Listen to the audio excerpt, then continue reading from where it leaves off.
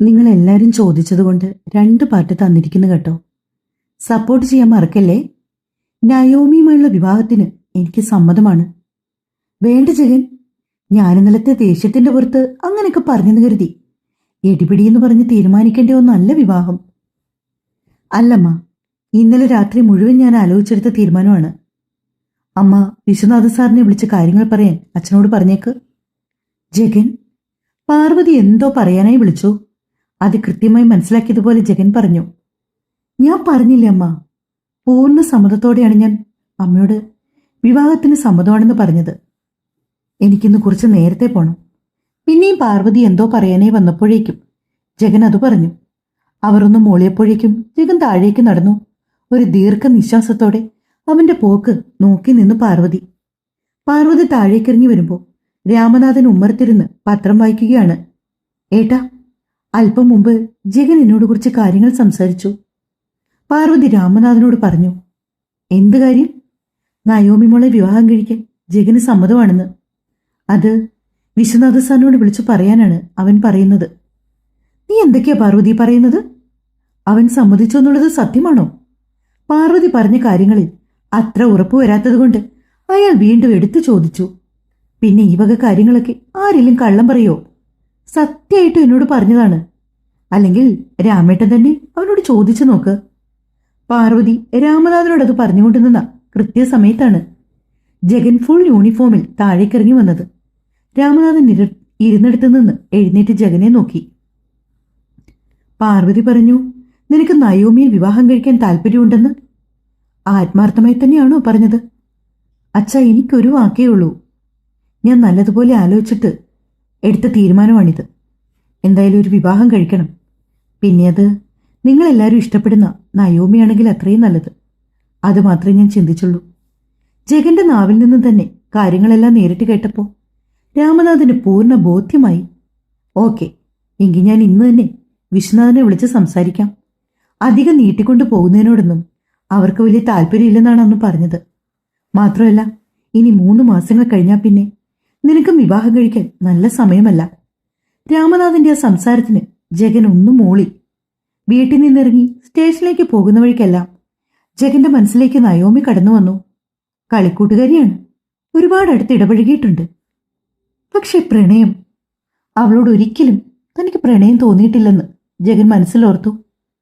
വീട്ടിലെല്ലാവരും ഒരുപോലെ ഇഷ്ടപ്പെടുന്ന നയോമി, പതിയെ പതിയെ തനിക്കും അവളെ ഭാര്യസ്ഥാനത്ത് കാണാൻ കഴിയുമെന്ന് ജഗൻ വിശ്വസിച്ചു. അല്ലെന്ന് പറയാൻ തുടങ്ങിയ മനസ്സിനെ അവൻ തിരുത്തിപ്പറഞ്ഞ് പഠിപ്പിക്കാൻ ഒരു പാഴ്ശ്രമം നടത്തി. ഹോസ്റ്റൽ ബെഡിൽ ജാനി ആലോചനകളിൽ മുഴുകി അങ്ങനെ കിടക്കുന്ന സമയത്തായിരുന്നു മിഥുവിന്റെ ഫോൺ കോൾ അവളെ തേടിയെത്തിയത്. ജാനി, നീ എവിടാ? ഞാൻ കോളേജിലെത്തി. ഞാൻ ഹോസ്റ്റലിലുണ്ട് മിഥു, ഒരു 5 മിനിറ്റ്, കോളേജിലേക്ക് വരാം. അതും പറഞ്ഞുകൊണ്ട് ജാനി ഫോൺ കട്ട് ചെയ്തു. ജാനി ബെഡിൽ നിന്ന് എഴുന്നേറ്റ് വേഗം തന്നെ മുഖമൊക്കെ ഒന്ന് കഴുകി കോളേജിലേക്ക് പോകാൻ തയ്യാറായി. മിഥുവിന്റെ ഏട്ടൻ പറഞ്ഞ കാര്യങ്ങൾ തനിക്ക് വിഷമമായി എന്ന് അവൾ മനസ്സിലാക്കിയാൽ അത് അവർ തമ്മിൽ വീണ്ടും ഒരു വഴക്കിന് കാരണമാകും. ജാനി അത് മനസ്സിലാക്കിയതുകൊണ്ട് അതേക്കുറിച്ച് കൂടുതലായിട്ടൊന്നും തന്നെ മിഥുവിനോട് ഇനി സംസാരിക്കേണ്ടെന്ന് ജാനി തീരുമാനിച്ചു. പതിവ് പോലെ എന്നും നിൽക്കാറുള്ള മരച്ചുവടിന് താഴെ മിഥു ഒറ്റയ്ക്ക് നിൽക്കുന്ന കണ്ടപ്പോൾ ജാനകിക്ക് പെട്ടെന്ന് തന്നെ അഭിയെ ഓർമ്മ വന്നു. സാധാരണ ഈ സമയങ്ങളിൽ തങ്ങൾക്കൊപ്പം അവനും ഉണ്ടാകുമായിരുന്നു. ആ ചിന്തയിൽ ജാനിക്ക് ഉള്ളു വേദനിച്ചു. മിഥുവിനാണെങ്കിൽ ജാനിയുടെ മുഖത്തേക്ക് നോക്കുവാൻ കഴിയുന്നുണ്ടായിരുന്നില്ല. കാരണം അങ്ങനൊരു രീതിയിലാണ് തന്റെ ഏട്ടൻ അവളോട് ഇന്നലെ സംസാരിച്ചത്. ജാനി, നീ ഓക്കെ അല്ലേ? മങ്ങിപ്പോയ ജാനിയുടെ മുഖം കണ്ടതും മിഥു പെട്ടെന്ന് അവളോട് ചോദിച്ചു. ഞാൻ ഓക്കെയാണ്, എനിക്ക് വേറെ കുഴപ്പമൊന്നുമില്ല. എല്ലാരും ക്ലാസ്സിൽ കയറി തുടങ്ങിയല്ലോ, നമുക്ക് വേഗം ക്ലാസ്സിലേക്ക് പോയാലോ? ചുറ്റും ഒന്ന് കണ്ണോടിച്ചുകൊണ്ട് ജാനി പറഞ്ഞു. ഒരു തരത്തിൽ മിഥു എന്താണ് പറയാൻ പോകുന്നതെന്ന് മനസ്സിലാക്കിക്കൊണ്ട് അതിനെ വഴിതിരിച്ചു വിടാനുള്ള ജാനിയുടെ ശ്രമം കൂടിയായിരുന്നു അത്. അവർ രണ്ടാളും ക്ലാസ്സിലേക്ക് കയറിയപ്പോൾ തന്നെ ഒരുപാട് കുട്ടികൾ അവർക്കരികിലേക്ക് വന്നു. അബിയുടെ കാര്യങ്ങൾ അറിയുവാനായി. കാര്യം അവർ രണ്ടുപേരുമാണല്ലോ അബിയുടെ ബെസ്റ്റ് ഫ്രണ്ട്സ്. ജാനിയും മിഥുവും എല്ലാവരോടുമായി അബിയുടെ ഇപ്പോഴത്തെ അവസ്ഥയെക്കുറിച്ച് പറഞ്ഞു. കുട്ടികൾക്കും ടീച്ചർമാർക്കും എല്ലാവർക്കും ഒരുപോലെ വിഷമമുണ്ടാക്കിയ ഒരു കാര്യമായിരുന്നു അബിയുടെ ആക്സിഡന്റ്. അതും പരീക്ഷ അടുക്കാറായ നേരത്ത്. അതേസമയം ജാനിയുടെ വീട്ടിൽ നേരം വെളുത്ത് 9 മണി കഴിഞ്ഞിട്ടും ജാനിയെ താഴേക്ക് കാണാഞ്ഞതോടെ അവളുടെ മുറിയിലേക്ക് ചെന്നതാണ് മാനസി. സാധാരണ എപ്പോഴും ലോക്ക് ചെയ്തിട്ടുള്ള അവളുടെ മുറി തുറന്നിട്ടിരിക്കുന്നത് കണ്ടതും അവരൊരു സംശയത്തോടെ അകത്തേക്ക് കയറി. പലതവണ പേരെടുത്ത് വിളിച്ചെങ്കിലും പ്രതികരണം വരാതായതോടെ മാനസിക്ക് മനസ്സിലായിരുന്നു ജാനി അവിടെ ഇല്ല എന്ന്. അവർ വേഗം തന്നെ ഭർത്താവ് ജയനോട് പോയി കാര്യം പറഞ്ഞു. ജയേട്ടാ, ജാനിയെ കാണാനില്ല. അവൾ എവിടെ പോകാനാ മാനസി? അവൾ അവിടെ എവിടെയെങ്കിലും തന്നെ കാണും. നീ പോയി ശരിക്കും നോക്ക്. ഇല്ല ജയേട്ടാ, ഞാൻ പറയുന്നത് സത്യമാണ്.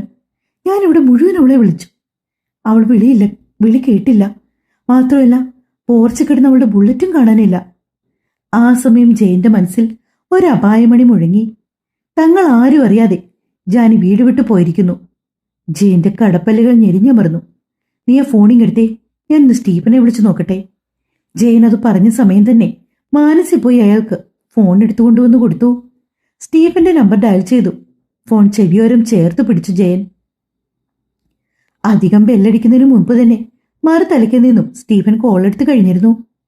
എന്താണ് സാർ? സ്റ്റീഫൻ, തന്നെ കൊണ്ടൊരു അത്യാവശ്യമുണ്ട്. ജാനി എവിടെയൊന്നും കാണുന്നില്ല. അന്വേഷിക്കണം അവൾ എവിടെ പോയി എന്ന്. എന്തായാലും ദൂരെയെങ്ങും പോകാനുള്ള സമയമായിട്ടില്ല. എത്രയും പെട്ടെന്ന് നിന്റെ ആളുകളെ പല ദിക്കിലേക്ക് അയക്കണം. അവളെ കണ്ടുപിടിച്ചുകൊണ്ടു വന്നിരിക്കണം ഇന്ന് വൈകുന്നേരത്തിനുള്ളിൽ. കൽപ്പന പോലെ ജയൻ പറഞ്ഞു. ശരി സാർ. സ്റ്റീഫൻ എന്തു പറഞ്ഞു? ജയൻ ഫോൺ വെച്ച് കഴിഞ്ഞ ശേഷം മാനസി അക്ഷമയോട് ജയനോട് ചോദിച്ചു. ഈ ലോകത്തിന്റെ ഏത് കോണിൽ പോയാലും അവളെ കൊണ്ടുവരാമെന്ന് പറഞ്ഞിട്ടുണ്ട്. പിന്നൊരു കാര്യം, ഇന്നവളെ കണ്ടുകിട്ടിയാൽ ഇനി ഒരിക്കലും അവൾ ഈ വീടിന് പുറത്തു പോകാൻ പാടില്ല. ഇനി അവൾ വീടിന് പുറത്തിറങ്ങുന്നുണ്ടെങ്കിൽ അത് വൈഭവിനെ വിവാഹം കഴിക്കാൻ വേണ്ടിയായിരിക്കണം. ജയൻ അല്പം കടുപ്പത്തിലത് പറഞ്ഞതും മാനസി അത് ശരിവെക്കും പോലെ തലകുലുക്കി. അതേസമയം സ്റ്റീഫന്റെ ആളുകൾ ജാനിയെ അന്വേഷിച്ച് നഗരത്തിന്റെ മുക്കുമൂലയും മരിച്ചു പെറുക്കി.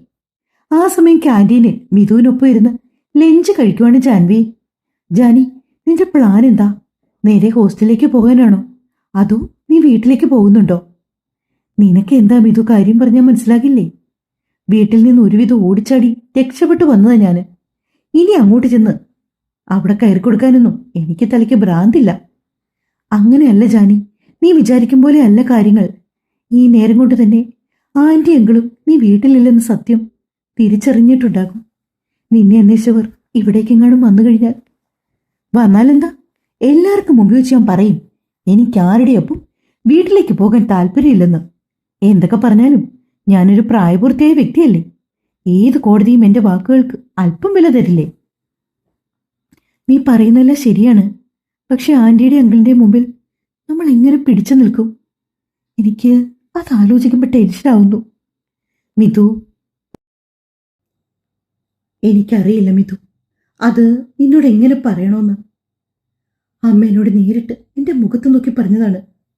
അബിയുടെ ഈ അവസ്ഥയ്ക്ക് കാരണം അവരാണെന്ന്. അവരയച്ചു അവനെ ഈ വിധമാക്കിയതെന്ന്. പെട്ടെന്ന് ജാനിയുടെ വായിൽ നിന്നും വാക്കുകൾ കേട്ടതും മിഥുവിന് വിശ്വസിക്കാൻ കഴിഞ്ഞില്ല. അവളുടെ കണ്ണുകൾ മിഴിഞ്ഞു വന്നു. ആന്റി അങ്കിളും അത്രയ്ക്ക് ക്രൂരത കാണിക്കുമോ ജാനി? മിഥു ചോദ്യഭാവത്തിൽ ജാനിയെ നോക്കി. നിനക്ക് അവരുടെ യഥാർത്ഥ സ്വഭാവം അറിയാത്തതുകൊണ്ടാണ്. വേണ്ടി വന്നാൽ ഇല്ലാതാക്കാൻ പോലും മടിയില്ലാത്ത ജന്മങ്ങളാണ്. അറപ്പോടെ ജാനി പറഞ്ഞു നിർത്തി. ഏട്ടനെ വിളിച്ച് കാര്യങ്ങൾ പറഞ്ഞ് നിനക്ക് പ്രൊട്ടക്ഷൻ വേണമെന്ന് പറഞ്ഞാലോ?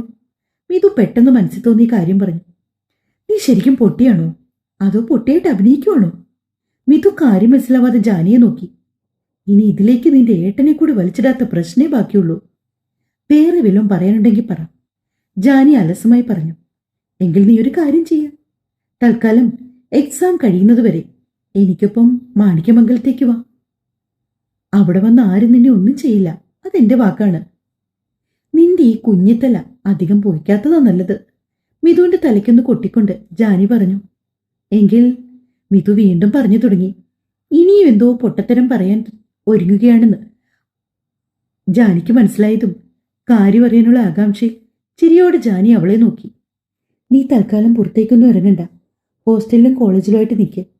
എന്തൊക്കെ പറഞ്ഞാലും ആന്റിയുടെ അങ്കിളിന്റെ സ്വഭാവം വെച്ച് നിന്നെ കണ്ടുപിടിക്കാൻ ആളുകളെ വിട്ടിട്ടുണ്ടാവും ഇപ്പോൾ. എവിടെയെങ്കിലും വെച്ച് അവരുടെ കണ്ണിൽപ്പെട്ടാല് പിന്നെ നിനക്ക് പുറം ലോകം കാണാൻ കഴിയുമെന്ന് എനിക്ക് തോന്നില്ല. ഞാനും അങ്ങനെയൊക്കെ തന്നെയാണ് കരുതിയിരിക്കുന്നത്. തൽക്കാലം ആശുപത്രിയിലെ കാര്യങ്ങളെല്ലാം നീ ഭംഗിയായി നോക്കണം. കാശിന് എന്ത് ആവശ്യമുണ്ടെങ്കിലും പറയണം. എത്രയും പെട്ടെന്ന് അബിയെ നമുക്ക് പഴയ പോലെ തിരിച്ചു കൊണ്ടുവരണം. പരീക്ഷ എടുക്കാറാവുന്ന ദിവസങ്ങളാണ്. എല്ലാവരെയും പോലെ പൂർണ്ണ ആരോഗ്യത്തിൽ വന്ന് അവനും ഈ പരീക്ഷ എഴുതണം. അതിന് അവന് മെച്ചപ്പെട്ട ചികിത്സ ഉറപ്പാക്കാനേ നമുക്കിപ്പോൾ കഴിയൂ. അതേ ജാനി, നീ പറഞ്ഞതാ ശരി. എത്രയും പെട്ടെന്ന് അവനെ നമുക്ക് പഴയ അബിയാക്കി തിരിച്ചു കൊണ്ടുവരണം. മിതു പറഞ്ഞതും ജാനി ഒരു കള്ള നോട്ടം നോക്കി അവളെ. നീ ഇന്നലെ നിന്റെ ഏട്ടനോട് എന്താ പറഞ്ഞത്? ഓർമ്മയുണ്ടോ മിതു? ഞാനും അബിയും തമ്മിൽ പ്രണയത്തിലാണെന്നല്ലേ? സത്യം പറഞ്ഞാൽ നീ പറഞ്ഞതിന് ശേഷമാണ് ഞാനും അങ്ങനൊരു കാര്യത്തെക്കുറിച്ച് ആലോചിച്ചത്. ജാനി പറയുന്നത് മനസ്സിലാകാത്ത പോലെ മിതു അവളെ നോക്കി. നീ എന്തൊക്കെയാ പറയുന്നേ? അബിയോട് നിനക്ക് പ്രണയോ? അത് ഞാൻ ഏട്ടനിൽ നിന്ന് രക്ഷപ്പെടാൻ പറഞ്ഞതല്ലേ? അത് നീ... മിതുവിനെ പറഞ്ഞ് പൂർത്തിയാക്കാൻ അനുവദിക്കാതെ ജാനി സംസാരിച്ചു തുടങ്ങി. നിന്നോട് പോലും ഞാൻ മറച്ചു വെച്ചു അബിയോടുള്ള പ്രണയം. ഞാൻ എൻ്റെ മനസ്സിൽ മൂടിവെച്ച് താഴിട്ട് പൂട്ടിവെച്ച ആ പ്രണയം അത് കണ്ടുപിടിച്ച് കളഞ്ഞല്ലോ നീ. ജാനി ചെറുചിരിയോടെ മിതുവിനെ നോക്കി.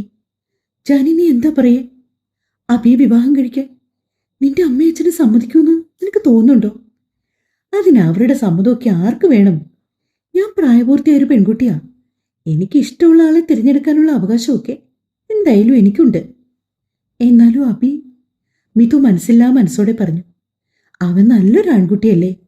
ഏത് പെണ്ണും കണ്ടാൽ മോഹിക്കുന്ന പെരുമാറ്റവും ക്യാരക്ടറും. അതെ, ഏതോ ഓർമ്മയിൽ എന്നതുപോലെ മിതു പറഞ്ഞു. കഴുത്തിലൂടെ ചുറ്റിയിട്ടിരിക്കുന്ന ചുരിദാറിന്റെ ഷാളിൽ വിരലുകൾ അഴിച്ചും ചുറ്റിയും സമ്മർദ്ദം കുറയ്ക്കാൻ ശ്രമിച്ചു മിതു. ജാനിയോട് എന്തു പറയണമെന്നറിയാതെ നിൽക്കുന്ന മിതുവിനെ കാണെ ചെറുതായി അവൾക്ക് ചിരി വരുന്നുണ്ട്. എങ്കിലും അവൾ ആ ചിരി കഷ്ടപ്പെട്ട് ഒതുക്കി പിടിച്ചു. മിതുവിന്റെ വായിൽ നിന്ന് തന്നെ അബിയെ അവൾക്ക് ഇഷ്ടമാണെന്ന് പറയിക്കാനുള്ള ജാനിയുടെ ഒരു തന്ത്രമായിരുന്നു ഇത്. പക്ഷേ മിതുവിനത് മനസ്സിലായില്ല. സാരമില്ല, എന്തായാലും അബി ഭേദമായിട്ട് വരട്ടെ. അപ്പോൾ ഞാൻ തന്നെ അവനോട് എന്റെ പ്രണയം പറയാം. മാത്രമല്ല, നല്ലൊരു അച്ഛനും അമ്മയുമുണ്ട് അവന്. കിട്ടാതെ പോയതെല്ലാം എനിക്ക് അവനോട് ലഭിക്കും. ജാനി, നീ സീരിയസ് ആയിട്ടാണോ പറയുന്നത്? അബിയെ നിനക്ക് ഇഷ്ടമാണോ? പിന്നല്ലാതെ ഈ വക കാര്യങ്ങളൊക്കെ ആരെങ്കിലും കള്ളം പറയുന്നത് നീ കണ്ടിട്ടുണ്ടോ? മറുപടിയായി മിതു ഒന്നും മൂളി. നന്നായിട്ടുണ്ട് മിതു. ഇത്രയേ ഉള്ളൂ അബിയോടുള്ള നിന്റെ പ്രണയം? അല്ലേ, ഞാൻ കരുതി ഞാൻ അവനെ ഇഷ്ടമാണെന്ന് പറയുമ്പോൾ നീ എന്നോടൊന്ന് പൊട്ടിത്തെറിക്കുമെങ്കിലും ചെയ്യുമെന്ന്. ഇതിപ്പോ ഒരുമാതിരി കണ്ണീർ സീരിയലിലെ നായകന്മാരെ പോലെ ഇഷ്ടപ്പെട്ട പുരുഷനെ മറ്റൊരാൾക്ക് വേണ്ടി വിട്ടുകൊടുത്തു. പിന്നെയും എന്തോ ജാനി പറയാൻ വന്നപ്പോഴേക്കും മിതു അവളുടെ വാപൊത്തി. ഞാൻ ഞാൻ നിന്റെ മനസ്സ് വിഷമിക്കരുതെന്ന് കരുതിയാണ്. മിതു എന്തൊക്കെയോ പറഞ്ഞൊപ്പിക്കാൻ ശ്രമിച്ചു. പൊട്ടിക്കാളി, നിനക്ക് അബിയോട് ഇഷ്ടമുണ്ടെന്ന് എനിക്ക് തോന്നി തുടങ്ങിയിട്ട് നാൾ കുറിച്ചായി. പിന്നെ നീ തന്നെ അതേക്കുറിച്ച് എന്നോട് പറയട്ടെ എന്ന് കരുതി ഞാൻ വെയിറ്റ് ചെയ്തിരിക്കുകയായിരുന്നു. പെട്ടെന്ന് ജാനി അത് പറഞ്ഞപ്പോൾ മിതുവിന്റെ മുഖത്ത് ആശ്വാസം നിറഞ്ഞു. ശരിക്കും നിനക്ക് മനസ്സിലായോ? എന്ത്? ജാനി കാര്യം മനസ്സിലാകാത്ത പോലെ അഭിനയിച്ചുകൊണ്ട് ചോദിച്ചു. എടി, നിനക്ക്... മിതു വിക്കി. പിന്നല്ലാതെ, അവനെ കാണുമ്പോഴുള്ള നിന്റെ വെപ്രാളവും വിമിഷ്ടവും ഒക്കെ കണ്ടാൽ ആർക്കായാലും മനസ്സിലാകില്ലേ നിനക്ക് അവനോട് എന്തോ ഒരിതുണ്ടെന്ന്. എന്നിട്ടും ആ പൊട്ടൻ എന്താ ഇതുവരെ മനസ്സിലാകാത്തതെന്നാണ് ഞാൻ ആലോചിക്കുന്നത്. അവനിപ്പോഴൊന്നും അറിയണ്ട ജാനി. അവനറിഞ്ഞ ഒരിക്കലും ഇങ്ങനൊരു ഇഷ്ടത്തിന് സമ്മതിക്കില്ല. അതൊക്കെ നമുക്ക് എന്തേലും ചെയ്യാം. അതിനൊക്കെ ഇനിയും ഒരുപാട് സമയമുണ്ടല്ലോ. തൽക്കാലം നിന്റെ ഏട്ടന്റെ മുമ്പിൽ നീ പറഞ്ഞതുപോലെ തന്നെ കാര്യങ്ങൾ ഇരിക്കട്ടെ. ഇനി നീയെങ്ങാനും അവനെ പ്രണയിക്കുന്നെന്ന് നിന്റെ വീട്ടിലറിഞ്ഞാ പിന്നെ എല്ലാം കൂടി അങ്ങോട്ട് കയറി ചെല്ലും. എന്തിനാ നമ്മളായിട്ട് ആ പാവങ്ങൾക്ക് ഒരു ബുദ്ധിമുട്ടുണ്ടാക്കുന്നത്? ജാനി പറഞ്ഞപ്പോൾ അത് തന്നെയാണ് ശരിയെന്ന് മിതുവിന് തോന്നി. അതേസമയം സ്റ്റീഫന്റെ ആളുകൾ നഗരത്തിന്റെ പല കോണുകളിലും അന്വേഷിച്ചെങ്കിലും ജാനിയുടെ പൊടി പോലും കണ്ടെത്താൻ അവർക്ക് സാധിച്ചില്ല. ഇടയ്ക്ക് ജയന്റെയും മാനസിയുടെയും കോളുകൾ ഇടതടവില്ലാതെ സ്റ്റീഫനെ തേടി ചെന്നുകൊണ്ടിരുന്നപ്പോൾ അയാൾക്കും ദേഷ്യം വരാൻ തുടങ്ങി. മാനസിയും ജയനും ഉമ്മർത്ത് നിൽക്കുന്ന സമയത്താണ് ജാനിയുടെ ബുള്ളറ്റുമായി ഒരു പോലീസുകാരൻ അവിടേക്ക് വന്നത്. അത് കാണിക്കെ മാനസിയിൽ സംശയങ്ങൾ ഉദിച്ചു. ഏട്ടാ, ഇത് ജാനിയുടെ ബുള്ളറ്റ് അല്ലേ? പോലീസുകാരൻ ബുള്ളറ്റ് കാർപോർച്ചിൽ വെച്ചിട്ട് അവർക്കടുത്തേക്ക് വന്നതും മാനസി ജയന്റെ കാതിൽ മെല്ലെ ചോദിച്ചു. നിങ്ങളുടെ മകളല്ലേ ജാൻവി? അതെ, മറുപടി പറഞ്ഞത് മാനസിയാണ്. സർ, ഇന്നലെ രാത്രി മുതൽ അവളെ കാണാനില്ല. പെട്ടെന്ന് തോന്നിയ ഒരു ആവേശത്തിൽ മാനസി പോലീസിനോട് പറഞ്ഞു. നിങ്ങളുടെ മകൾ മെഡിക്കൽ കോളേജിലേക്ക് പോകാൻ വേണ്ടി ഇറങ്ങിയതാണ് ഇന്നലെ രാത്രി. ആ കുട്ടിയുടെ വണ്ടി പകുതിക്ക് വെച്ച ഒരു ആക്സിഡന്റ് ആയി. കുട്ടിക്ക് കാര്യമായിട്ടൊന്നും സംഭവിച്ചില്ല. പക്ഷെ ഞങ്ങൾ അവരെ സുരക്ഷിതയായി മെഡിക്കൽ കോളേജിൽ എത്തിച്ചിട്ടുണ്ട്. ഇന്നലെ രാത്രി തന്നെ. പോലീസുകാരന്റെ നാവിൽ നിന്നും കേട്ട വാക്കുകൾ മാനസിയുടെ മുഖത്തേക്ക് എന്തെന്നില്ലാത്ത ദേഷ്യം പടർത്തി. അവരുടെ മുഖം ദേഷ്യം കൊണ്ട് ചുവന്നു. എങ്കിലും അതൊന്നും അയാളോട് കാണിക്കാതെ അവർ അയാളോട് നന്ദി പറഞ്ഞു. ദേഷ്യത്തോടെ മാനസി ജയനെ നോക്കി. അവൾ രാത്രിക്ക് രാത്രി ആരും അറിയാതെ ഇവിടുന്ന് ഇറങ്ങിപ്പോയത് അവളുടെ മറ്റവനെ കാണാൻ വേണ്ടിയിട്ടാണ്. അഹങ്കാരി, തന്തയ്ക്കും തള്ളയ്ക്കും മാനക്കേടുണ്ടാക്കാൻ ജനിച്ചവൾ. അവളെ എവിടെയെങ്കിലും വെച്ച് കണ്ടുകിട്ടിക്കഴിഞ്ഞാൽ അവിടെ കൈയും കാലും തല്ലിയൊടിച്ചിട്ടോണം. സ്റ്റീഫനോട് പ്രത്യേകം വിളിച്ചു പറയണം താനും. അമർഷത്തോടെ ജയനോടത് പറഞ്ഞുകൊണ്ട് മാനസി വെട്ടിത്തിരിഞ്ഞ് മുറിയിലേക്ക് പോയി. ആ സമയം ജയൻ വീണ്ടും സ്റ്റീഫനെ കോൾ ചെയ്തു. ദേഷ്യത്തോടെയായിരുന്നു സ്റ്റീഫൻ കോൾ എടുത്തത്. ഞങ്ങൾ പറഞ്ഞില്ലേ അവളെ ഞങ്ങൾ അന്വേഷിച്ച് കണ്ടുപിടിച്ച് അങ്ങോട്ടേക്ക് കൊണ്ടുവന്നോളന്ന്. എനിക്കിപ്പോൾ ഒരു ഇൻഫർമേഷൻ കിട്ടി. ജാൻവി ഇന്നലെ രാത്രിയിൽ മെഡിക്കൽ കോളേജിൽ പോയിട്ടുണ്ടായിരുന്നു. ആണോ? Okay sir. അവിടെ നിന്ന് അവൾ എങ്ങോട്ടാണ് പോയിരിക്കുന്നതെന്ന് ഞങ്ങൾ കണ്ടുപിടിച്ച് വൈകുന്നേരം കംപ്ലീറ്റ് ഡീറ്റെയിൽസ് നിങ്ങൾക്ക് ഞാൻ നൽകിയിരിക്കും. സ്റ്റീഫൻ ജയൻ ഉറപ്പ് കൊടുത്തുകൊണ്ട് ഫോൺ വെച്ചു. അതേസമയം മാണിക്യമംഗലം കോവിലകത്ത് ഒരു ഉത്സവ പ്രതീതിയാണ്. അത് മറ്റൊന്നും കൊണ്ടല്ല, ജഗൻ വിവാഹത്തിന് സമ്മതിച്ചു എന്ന സന്തോഷ വാർത്ത എല്ലാവരുടെയും ചെവികളെ നിമിഷ നേരം കൊണ്ട് തന്നെ പാർവതിയും രാമനാഥനും എത്തിച്ചു. ജഗൻ വിവാഹത്തിന് സമ്മതിച്ചത് സേതുനാഥനും പത്മജയ്ക്കുമാണ് ഏറെ സന്തോഷം. അവൻ വിവാഹം കഴിച്ച് കാണണമെന്ന് അവർ ഏറെ ആഗ്രഹിച്ചിരുന്നു. വിശ്വനാഥനെ വിളിച്ച് കാര്യം പറയണ്ടേ? സേതുനാഥൻ ചോദിച്ചു. അവൻ തന്നെ ഇങ്ങോട്ട് പറഞ്ഞച്ചാ വിശ്വനാഥനെ വിളിച്ച് എത്രയും പെട്ടെന്ന് കാര്യങ്ങൾ പറഞ്ഞ് ഒരു തീരുമാനം എടുക്കണമെന്ന്. ഈശ്വര, ഒടുവിൽ നീ എന്റെ കുട്ടിക്ക് നല്ല ബുദ്ധി തോന്നിച്ചുവല്ലോ. പത്മജ നെഞ്ചിൽ കൈവച്ചുകൊണ്ട് ഈശ്വരനോട് നന്ദി പറഞ്ഞു. അവൻ വിവാഹത്തിന് സമ്മതിക്കാൻ ഞാൻ ഒരുപാട് നേർച്ച നേർന്നിരുന്നു. അവരുടെ വിവാഹം കഴിഞ്ഞാൽ ഓരോരോ നേർച്ചകളായി നടത്തണോ അമ്മേ? പാർവതി ആവേശത്തോടെ പറഞ്ഞു. ആ വലിയ ഡൈനിങ് ഹാളിൽ ആ വീട്ടിലെ ഏകദേശം എല്ലാ അംഗങ്ങളും ഉണ്ട്. അവരുടെ എല്ലാവരുടെയും മുഖത്ത് ഒരുപോലെ സന്തോഷമാണ്. അച്ഛൻ തന്നെ വിളിച്ച് വിശ്വനാഥനോട് കാര്യങ്ങൾ പറയാമോ? രാമനാഥൻ ചോദിച്ചതും സേതുനാഥൻ ഫോണെടുത്ത് വിശ്വനെ കോൾ ചെയ്തു. ഫോണെടുത്ത് ചെവിയോരം ചേർത്ത് വെച്ചു. ആ സമയം അവരുടെ വീട്ടിൽ എല്ലാവരും ഒരുമിച്ചിരുന്ന് ബ്രേക്ക്ഫാസ്റ്റ് കഴിക്കുകയായിരുന്നു. നയോമി മാത്രം ഉണ്ടായിരുന്നില്ല. കൃത്യമായി വിശ്വനാഥന് സേതുനാഥന്റെ കോൾ വരുന്ന സമയത്ത് നയോമി വർക്കൗട്ട് കഴിഞ്ഞ് താഴേക്ക് ഇറങ്ങി വന്നത്. ഒരു സ്ലീവ്ലെസ് ടീഷർട്ടും ഷോർട്സുമായിരുന്നു അവളുടെ വേഷം. നല്ല സന്തോഷത്തിൽ അച്ഛൻ ആരോടോ ഫോണിൽ സംസാരിക്കുന്നത് കണ്ടതോടെ അവൾ കണ്ണുകൊണ്ട് തൊട്ടരികിൽ നിന്ന അമ്മയോട് അതാരാണെന്ന് ചോദിച്ചു. അപ്പോഴേക്കും തന്നെ വിശ്വനാഥൻ കോൾ വെച്ചിരുന്നു. വിശ്വട്ട, ആരാ വിളിച്ചേ? നല്ല സന്തോഷത്തിലാണല്ലോ. അയാളുടെ നിറഞ്ഞ ചിരിയിലേക്ക് നോക്കി ഭാര്യ ചോദിച്ചു. പിന്നെ സന്തോഷം ഉണ്ടാകാതിരിക്കുവോ? എന്റെ മകളുടെ ഏറ്റവും വലിയ ആഗ്രഹമല്ലേ പൂവണിയാൻ പോകുന്നത്.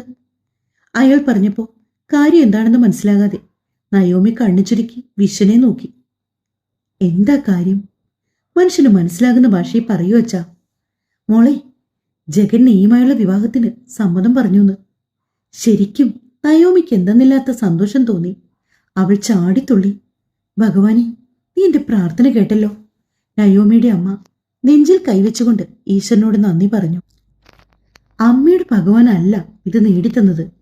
ജഗൻ എന്റെ സൗന്ദര്യവും സ്മാർട്ട്നെസ്സും കണ്ട് ഈ വിവാഹത്തിന് സമ്മതിച്ചതാണ്. അഹങ്കാരത്തോടെ നയോമി പറഞ്ഞു.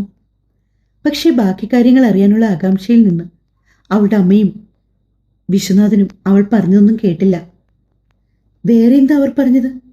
എത്രയും പെട്ടെന്ന് അവിടുന്ന് കുറച്ച് ആളുകൾ ഇങ്ങോട്ടേക്ക് പെണ്ണ് കാണാൻ വരുന്നുണ്ടെന്ന്. കാര്യവർ കളിക്കൂട്ടുകാരാണെങ്കിലും ചടങ്ങുകളൊക്കെ അതിന്റെ രീതിക്ക് നടക്കണമല്ലോ. എന്നിട്ട് വിശ്വട്ടൻ എന്തു പറഞ്ഞു? ഏറ്റവും അടുത്ത ദിവസം തന്നെ വരാൻ പറയാൻ മേലായിരുന്നോ? ഞാൻ അങ്ങനെ തന്നെയാ പറഞ്ഞത്. ഒരുപാട് സാവകാശം കൊടുക്കാതിരിക്കുന്നതാണ് നല്ലത്. ചിലപ്പോ ജഗന്റെ മനസ്സ് മാറിയാ നമ്മൾ എന്തു ചെയ്യും? അങ്ങനെ മാറുവോ? അവനൊരു പോലീസ് ഓഫീസറല്ലേ. പറയുന്ന വാക്കിനൊരു വിലയുണ്ടാകുമല്ലോ. ഭാര്യ പറഞ്ഞതിനോട് വിശ്വനാഥൻ ശരിവെച്ചു. ജഗൻ വിവാഹത്തിന് സമ്മതിച്ചു എന്നറിഞ്ഞപ്പോൾ മുതൽ മറ്റേതോ ലോകത്തായിരുന്നു നയോമി. വർഷങ്ങളായിട്ടുള്ള അവളുടെ പ്രണയമാണ് ജഗൻ. അത് പൂവണിയാൻ ഇനി ഏതാനും മാസങ്ങൾ മാത്രമേ ബാക്കിയുള്ളൂ. ആ സന്തോഷത്തിൽ അവൾ റൂമിലേക്ക് ഓടിക്കയറി. ഫോണെടുത്ത് ജഗനെ വിളിച്ച് ചെവിയോരം ചേർത്ത് പിടിച്ചുകൊണ്ട് ബെഡിൽ കമിഴ്ന്നു കിടന്നു. തുടരും. ഇഷ്ടമായെങ്കിൽ കൂടെ കാണണം കേട്ടോ.